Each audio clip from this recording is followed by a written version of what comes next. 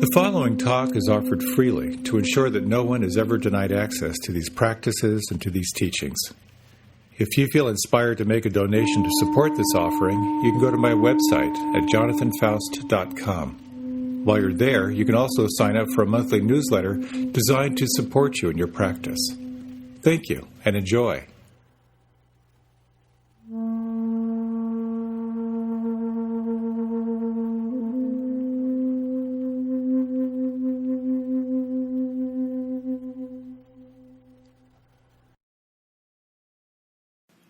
I lost my dad a number of years ago. He had dementia and Alzheimer's, but preceding that, he was a really brilliant guy, one of the funniest, most clever people I've known. He was a professor of English, and he always had these little sayings that would, little koans that would kind of turn my head. And one time, as I was kind of finishing up my degree, I told him that I thought I would go ahead and get my master's in teaching, and because I thought maybe teaching was part of my destiny. And he listened and he said, teaching. It's pretty tough. He said, how do you teach someone to take a hint? How do you teach someone to take a hint? How do you teach someone to be more aware? Is it possible to be more aware? When we talk about being more aware or being more mindful in the context of meditation, we're talking about being awake to reality, about being awake to what is true, to what was true thousands of years ago, what will be true in the future, the sense of perennial truth. And that's what I'd like to talk about today and in the next couple of talks. There's one of the lists, as you know, this practice is filled with lists, but one of the lists is the 7 factors of awakening. I'm not going to go into all 7. I won't even list them because I'm not sure that's really helpful. But what I'd like to do is to take my time, to look at them closely. Each of them stands alone, but together, when these 7 factors come together, it gives you a real potency to look closer at the nature of reality. You know, the analogy is that when you engage into practice with the intention to wake up, you're swimming upstream against the culture, against your own conditioning, and it takes a certain amount of firepower, certain factors to help you do this. And I offer this at a time when so many of us are under a great amount of stress. The suffering in our culture right now it's almost unbearable. And there's more I could say about that, but I truly, truly offer these practices as not only practices that can help you to calm and soothe and connect with center, but these are also practices of awakening. These are practices of profound transformation. It's about waking up to reality. And the first of these steps is about establishing mindfulness, not just in your practice, but in your life. I'd like to talk about this concept of riding the wave. When something really challenging comes up, how do you bring mindfulness into the moments when you're extremely challenged like we are now? And I'd like to talk about some very practical strategies for cultivating mindfulness in your life.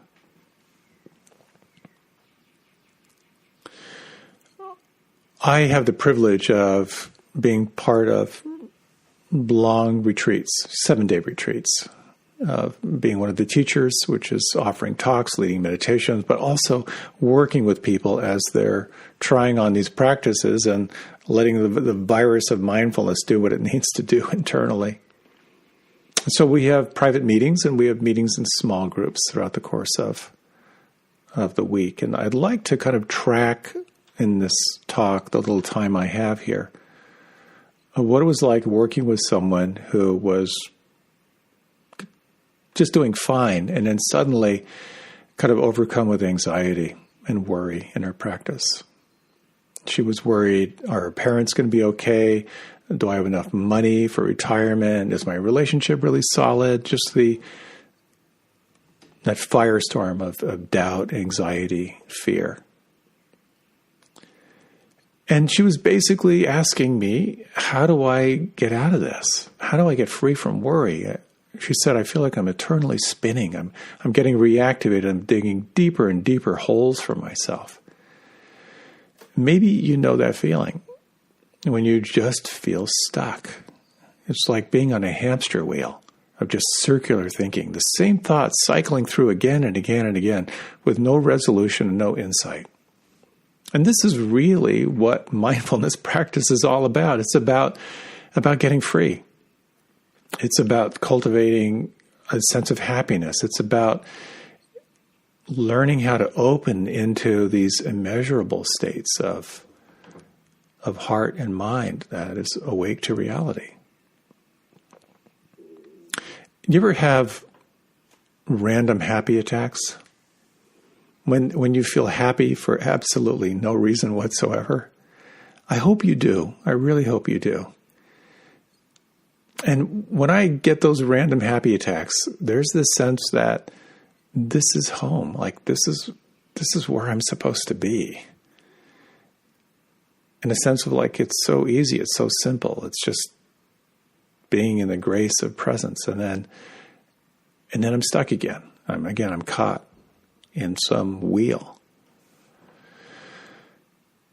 I remember once going to one of the wellness fairs many, many years ago, and the Hare Krishnas had this booth, and they had this little sculpture which they have in all their booths, where they show kind of the wheel of samsara, where they show like rising out of the muck a little baby, and then the baby learns to walk, and the baby learns to stand, and the next one is the baby is running, and then the baby's aging, and then the baby's dying and going into the muck, and then arising, and it's just set up as this wheel. This is the wheel of becoming, just the wheel of insatiable desire, where we rise, we're filled with passion, we're filled with regret, we die, we're born again. That's that model. And who knows whether all that is so, whether there's any reincarnation, whatever that is, but there's something about this wheel of desire and suffering that we're all caught in to different degrees. And how do we get off the wheel? How do we free ourselves from being identified, from holding on? So this exploration of these factors of awakening has been very, very helpful for me, and I feel pretty confident it'll be helpful for you too. I'll go more into how they all work together, but I'd like to take some time to focus on the fundamentals here, like establishing mindfulness. So, have you ever seen the Disney movie Inside Out? If you haven't, highly, highly recommend it. It's the story of Riley, who is a happy, hockey-loving 11-year-old girl from the Midwest who moves to San Francisco with her family.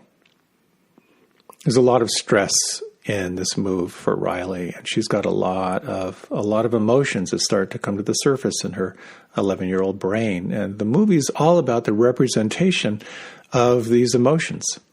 And it's incredibly clever, incredibly sweet, incredibly sad, incredibly profound. And one of these emotions is joy. And really joyful little kid, but the stress leads to sadness. And when she's swept away by all these strong emotions in headquarters, all that's left are anger and fear and disgust. And we get to watch these different voices having their turn at the microphone. We see joy running around trying to fix everything. We see sadness wanting to kind of slow everything down. We see anger and disgust arising at different times. And it's fascinating because you get to watch Riley's dialogue between these different voices, and we get to explore really how she overcomes trauma. And what I love about the movie is how it provides such a mirror for the filters that we're all looking through. These filters of emotions. And there are many, many different filters. There are many little parts here. We have the spiritual warrior, we have the controller, we have the young child, et cetera, et cetera, et cetera. And one of the things I found in reading about the movie that one of the parts or one of the voices that the writer really fought for was schadenfreude, which is the taking pleasure at other people's suffering. He lost that debate, but you can imagine the visuals that could have created. So it's a great movie. It's a perfect example of what happens when we're not aware, that you're just looking through a filter. You're looking at life through the filter of joy, through sadness, or through anger. And when you're not aware of the filter, you're identified with the filter. You believe it. You believe the thoughts. You believe the emotions. You're identified, and to some degree, you're trapped. And mindfulness is the awareness of the filter. When you become aware of the filter, it's kind of a miracle. So it's the difference between being lost in thought and waking up out of thought. 1,000 times a day, this happens. You're focused on something, you get distracted, and you come back. You're working on your email, something comes up, you come back to your email. So in meditation, we get to slow everything down, and you get to see how that occurs. You get to really kind of break it down. You get to explore the difference between being lost in thought and being awake. And that's what mindfulness is. You could say ignorance is when you're lost in thought or you're identified with the filters, and wisdom is when you're awake. This is such a fundamental teaching, and it's so amazing that 2,600 years ago, when this was offered in another part of the planet, it has so much relevance right now. It's so essential, and it's feeding so many of us in a very, very powerful way. So what is mindfulness? You could say it's living in the moment. But I have to acknowledge Joseph Goldstein, who's written beautifully on this, and his talks are beautiful on mindfulness. He talks a lot about black lab consciousness. If you see a black lab, it's very, very present, but not necessarily awake. It's very, very much in the filter of sniffing, jumping, peeing, eating. And this reminded me of a cartoon I saw in the New Yorker, and it was 4 panels. And in one panel, there was this golden retriever. And the caption was, happy golden retriever. The next one was sad golden retriever. The next one was angry golden retriever. Next one is depressed golden retriever. So it's a difference between living in the moment and being awake in the moment. There's something missing when we don't have that sense of wakefulness. So there's something here about mindfulness as being recognizing what is present. I love the expression non-judging awareness. It's like when you're aware in the absence of judgment, new possibilities arise. It has a quality of non-grasping, a quality of not pushing away. And maybe one of the most succinct or surgical descriptions of mindfulness is that it's awareness without filters. And the primary filters that color everything are greed, wanting, aversion, hatred, ill will, judgment, and delusion. So it's awareness without the filter of greed, hatred, or delusion, or confusion. What we really want in our heart of hearts, I think, is to be awake to reality, to know what is true. And just like when you practice concentration meditation, where your focus is on being present, you'll notice how you're not present. If you focus on the heart practices and you want to cultivate kindness, it automatically means you're going to notice everything that is not kind. And when you try to get a sense of what's real, you're going to see all the little permutations of what is not real. That's what the practice is all about. It's the challenge and the joy of waking up. It's, when it comes to mindfulness, it's knowing that you are knowing. I love that definition. Some people sat around, came up with this definition that we are not Homo sapiens. We are Homo sapiens sapiens. That we can know that we are knowing. And this is the observing power of the mind. To know that you are knowing. It's amazing. So as many times as you are lost in a day, you can wake up. And it's kind of embarrassing, isn't it? How many times you get swept away into the dream world of the mind. And of course, you see this in your meditation practice, and you see this when you're practicing intensively, like on a retreat. When you're on a retreat, your only job is to notice what's happening. And then you begin to notice just how out of control the mind is. But there's something very soothing about this poem I'd like to read from my dear friend Dana Falls. It's called Walk Slowly. She writes this. It only takes a reminder to breathe, a moment to be still. And just like that, something in me settles and softens and makes space for imperfection. The harsh voice of a judgment drops to a whisper, and I remember again that life isn't a relay race. That we will all cross the finish line. That waking up to life is what we were born for. As many times as I forget and catch myself charging forward without even knowing where I'm going, that many times I can make the choice to stop, to breathe and be,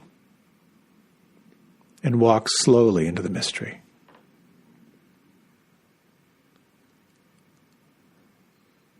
One of my teachers said, in meditation or in life, when you notice that you are lost in the dream world of thinking or the narrative, you have two options. One is to chastise and beat yourself up for forgetting. The second is to celebrate that you woke up. The latter is a lot more fun, a mild celebration. And in a meditation practice, one beautiful instruction I've heard is that when you notice the mind has wandered, to smile. Let that be an expression of wakefulness.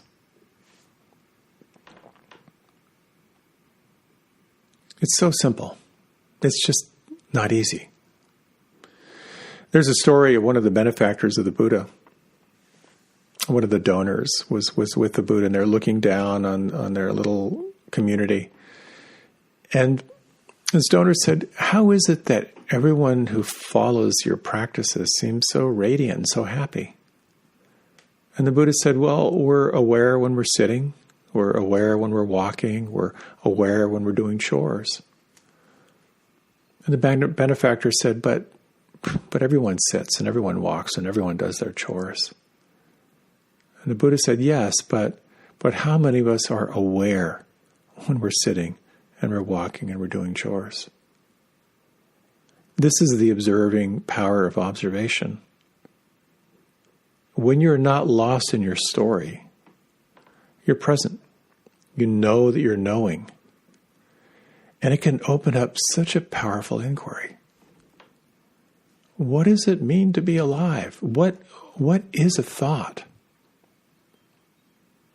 And this is something that can be so potent, and something that Joseph Goldstein, who speaks so beautifully on mindfulness, talks about, is just reflecting, what is a thought?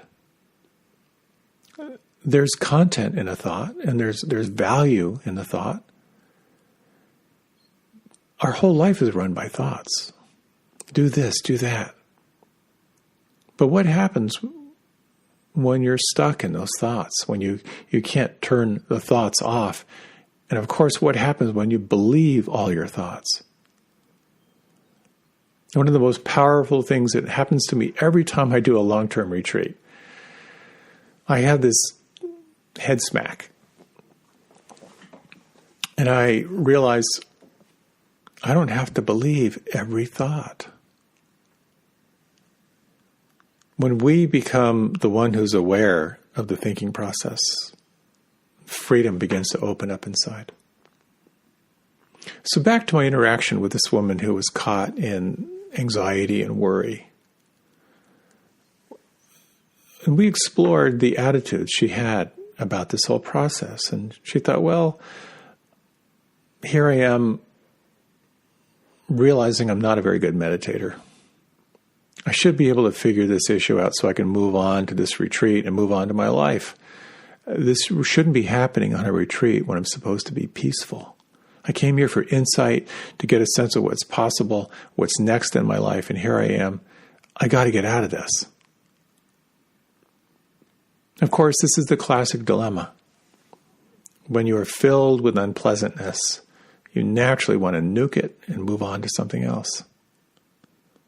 But remembering these primary fundamental teachings in our practice, these 4 cornerstones of our practice, that stress and suffering are part of the human experience. They happen, they're unavoidable.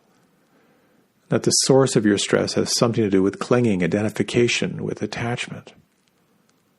The third, that it's possible to let go of that clinging and that attachment. And there's a path of practices and observations and guidelines that help you to let go more and more and more. And so we look toward what's not flowing. We actually turn to look at what is stuck. If you're familiar with the acronym of RAIN, you recognize what's here. Just naming it can be helpful. You ask if you can allow it, if you can make room for it. Sometimes you can't. But then you can look closer now to the eye of RAIN to investigate, really investigate what's here. And so we looked at this filter, this attitude in the mind. There's a beautiful simile from the Buddha that kind of describes it. It's all right here. He said, there is no fire like lust. There is no grip like anger. And there is no net like delusion. What a powerful description of these root causes of how we get stuck. No fire like lust. When greed has you gripped, there's nothing like it. There's no grip like anger. When you are caught in hatred, judgment, blame, you know that grip. And no net like delusion. When you're confused, when you're deluded, when you're believing things that aren't true or not sure what to believe, there's a certain kind of paralysis and feeling caught there. And so she realized that she wanted to get to a better place, the craving, the desire. She wanted to get away from the unpleasantness, the hatred, the judgment she had toward what she was feeling. And she felt completely caught in that web of confusion. We talk sometimes about this concept of the witness, your capacity for self-observation without judgment. And when you have access to the witness, you can notice how things change and you can let them change. But of course, we lose that sense of the witness all the time. We get attached to a state. We get aversive toward a state. And so what happens is you get on this wave. That's how I experience it, this metaphor of the wave. First, there's a clench. Something's wrong. Either something's wrong with me or something's wrong out there. And you can feel that clench. And that's when the wave begins to form. That's when the tension begins to build. And that tension, depending on how much you're clenching, is going to rise in intensity. And you can feel the wave beginning to form. And what happens is, as the wave begins to form, there's tremendous unpleasantness. That's when you want to bail. That's when you want out. Classically, what will happen is you're going to get off the wave by jumping into anger, judgment, blame, expressing all of that. Or you're going to disassociate and go to your happy place, into fantasy or planning. Or you'll get off the wave by being overcome by worry, by anxiety. Or you'll get off the wave by numbing out. Or you'll get off the wave by feeling a paralysis of self-criticism or that unbelievable clench of doubt. But if you can stay on the wave, this is where mindfulness comes in. If you can stay on that wave, the wave will crest. And on the other side of the wave, there's a shift. Have you ever had that experience of a strong emotion building when you can stay with it and the emotion comes up, you feel it fully unfiltered? On the other side of that wave will be either just a sense of physical release or relief. There'll be a sense of like some weather system came through and now there are clearer skies. Sometimes there's a cognitive insight. You'll realize what you're holding on to that now you're not holding on to. Sometimes you'll feel a shift in identification from feeling tightly identified to something to a much more spacious quality of presence. This is the power of riding the wave. As has been said, that an emotion, a pure emotion, is about 90 seconds, about a minute and a half. When we interfere with the rise of that wave of that pure emotion, we can prolong that. And I'm pretty sure I have prolonged some strong emotional waves about 60 years. When you have this observing power of mind, you can begin to explore what it's like in the absence of greed, hatred, and delusion. And it points toward this quality of mindfulness. So the attitude in the mind becomes a very interesting angle, a very interesting approach. To notice when the filter of wanting, aversion, and confusion are strong. Just recognizing the filter sometimes will either remove the filter or give you some insights as to the filter you're looking through. So recognizing what's there does not necessarily mean acceptance. You can see that you're judging, but what often happens is, at least for me, when I realize I'm judging myself, then I start judging myself for judging, if you've ever done that. So here's the question. How do you cultivate more mindfulness in your life? We know from brain science that the neurons that fire together wire together. So, as I often like to say, some people are anger waiting to happen. Some people are rejection waiting to happen. Some of us are sadness waiting to happen, depression waiting to happen. We have all these inborn inclinations through our conditioning. But with mindfulness, we can begin to recognize the filter through which we're perceiving, and we can begin to feel more space and more possibility. And so, as I was exploring with this woman caught in worry and anxiety, as she began to notice the filters through which she was proceeding, or the filters through which she was perceiving, she recognized the desire to get out, the aversion toward being stuck, the confusion around all that was going on. And we continued the investigation somatically. We turned to look at what's holding on, what's tight, what's not flowing, what's congested. And she began to notice that where she felt the holding on was this clench in her belly, and she could feel it like this line running up through her heart and into her throat. She said, it's almost like I can't speak. With mindfulness, with non-judging awareness, sometimes you can stay with that difficulty. And she was able to recognize this clench, to know it was there, and the important thing now, to recognize that she could begin to allow it, that she could make room for it. Mindfulness is not just recognizing there's a quality of making room for it if you can, if it feels safe. And so as she just sat with these deep, somatic feelings arising about all this clench of worry and anxiety, just making room for it. It's almost like when you're working with something really, really difficult and you can begin to be mindful and recognize it. You can inquire, can I be with it? Like you're sitting on a park bench together. And then she just sat with it. She began to notice that she had lots of other content arising.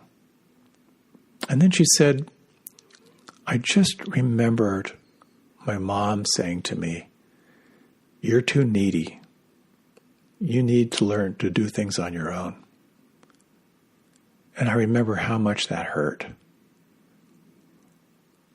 And so we took time to address that, and she could feel it like a stabbing in her heart.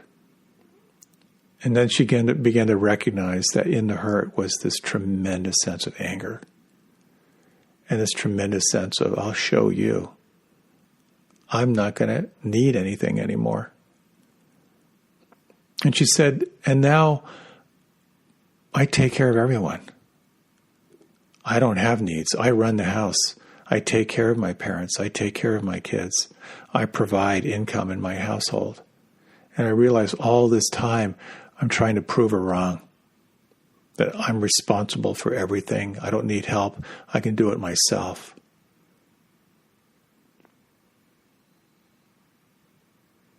And this took us to the N of rain, of nurturing what you find, nurturing what you discover. And I asked her if she could hold that with any sense of loving presence, any sense of tenderness or kindness. And as she did, she began to soften. She began to weep. And for 5 or 6 or 7 minutes, she simply sat with her hand on her heart and just explored what it was like just to be with that, to really make room for that. To sense not just the hurt, but how her whole life was designed around not feeling that hurt, that judgment, that criticism from her mother.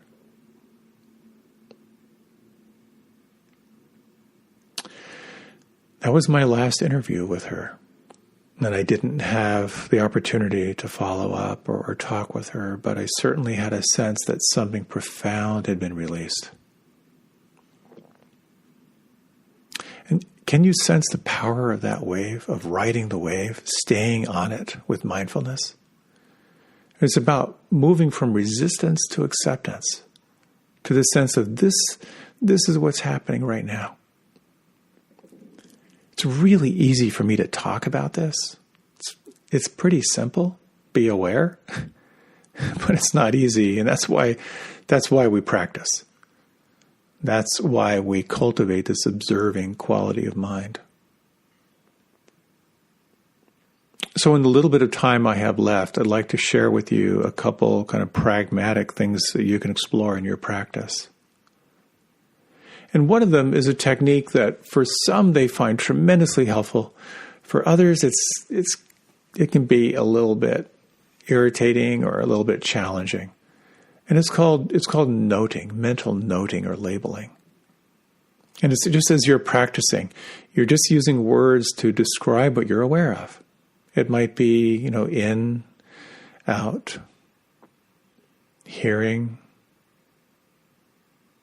tightness, thinking,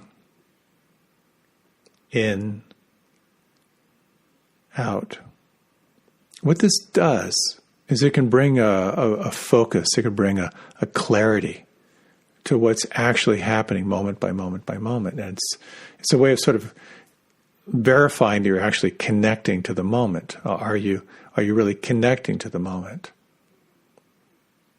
And the practice here is to notice as you're practicing even being aware of the noting, this is what I've noticed, is that the tone of your noting kind of reveals the quality of mind. So sometimes I'll be practicing like, thinking, judging. just the judging.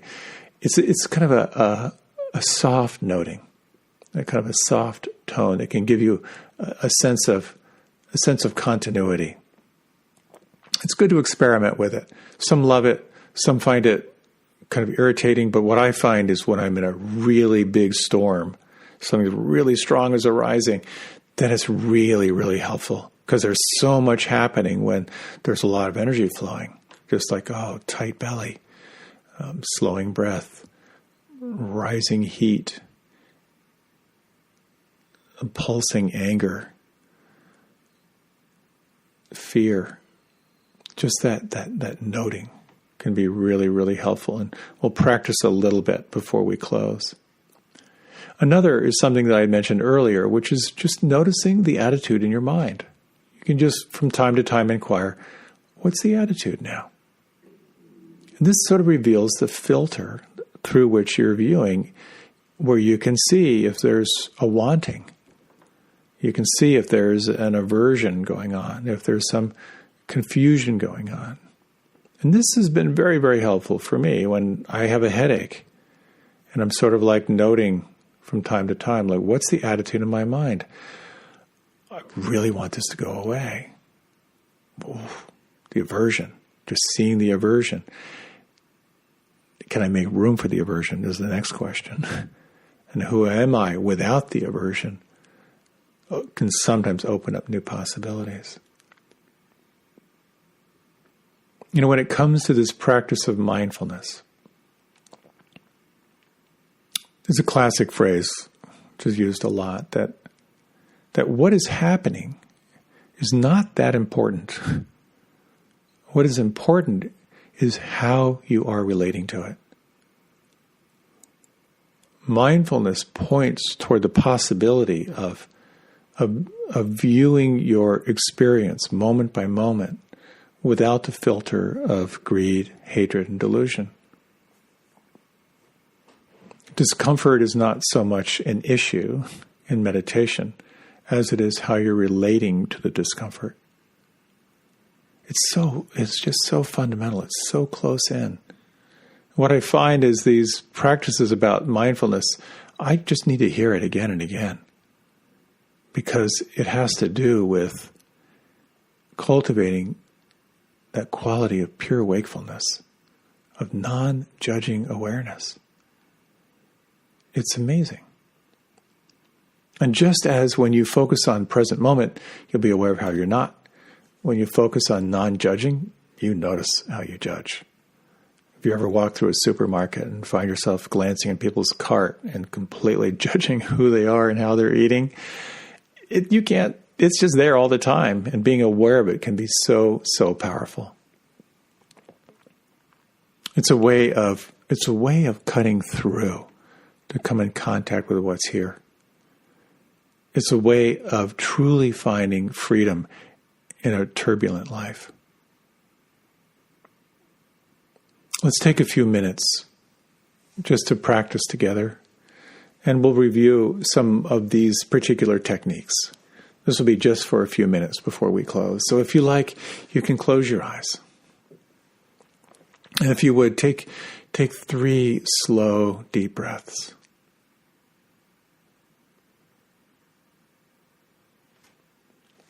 And sense, if you can, this quality of non-judging awareness. Of awareness that is free from the filter of wanting, of aversion, of confusion. And for the next minute, you might explore this quality of noting. Can you describe your experience of what you're noticing in a word? And you don't have to do it really, really fast.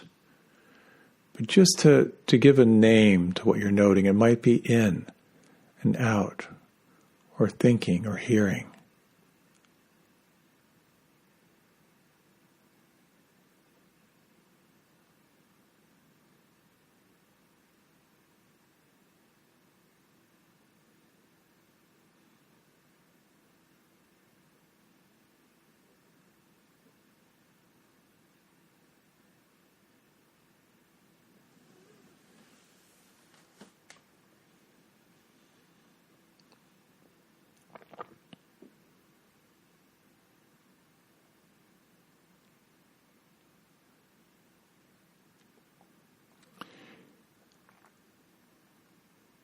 Can you sense how this quality of noting can cultivate a sense of continuity, a sense of moment to moment noticing what is here?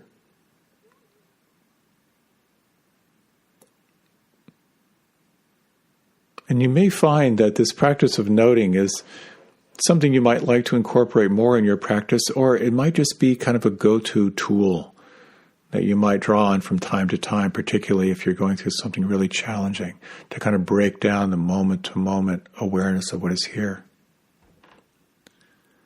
Now you might again take 3 slow, deep breaths.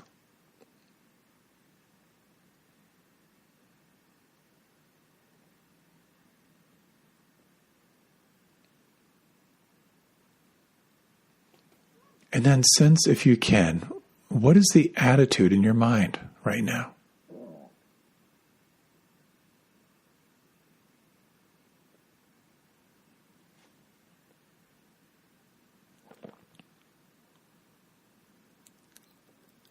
Can you sense the potency of this question and noticing the subtlety of leaning forward or pulling back, or a sense of confusion or a lack of clarity?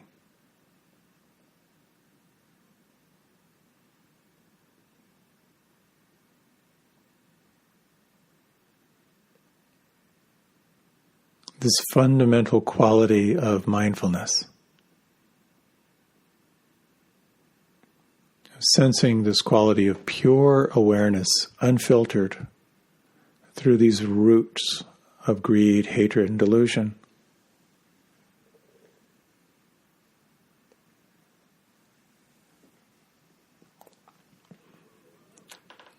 As so many of us are still in quarantine, I'd like to offer these words from Thich Nhat Hanh. It's entitled, How to Find True Solitude. Being alone means you are established firmly in the here and the now, and you become aware of what is happening in the present moment. You use your mindfulness to become aware of every feeling, every perception you have. You are aware of what is happening around you in your community, but you are always with yourself. You don't lose yourself. That's the Buddha's definition of the ideal practice of solitude, not to be caught in the past or carried away by the future, but always to be here, body and mind united, aware of what is happening in the present moment. That is real solitude.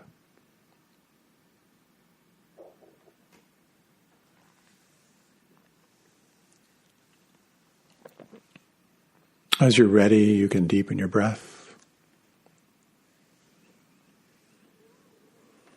As you're ready, you can open your eyes. I truly wish you well. I wish you great ease. May your cup feel full and overflowing so that you might respond to these challenging times in a way that feels aligned with your heart, feels aligned with your sense of purpose. Thank you so much for your time and attention. Many, many blessings in your practice and in your life. May all beings feel free. May all beings feel happy. May all beings feel safe. Thank you again.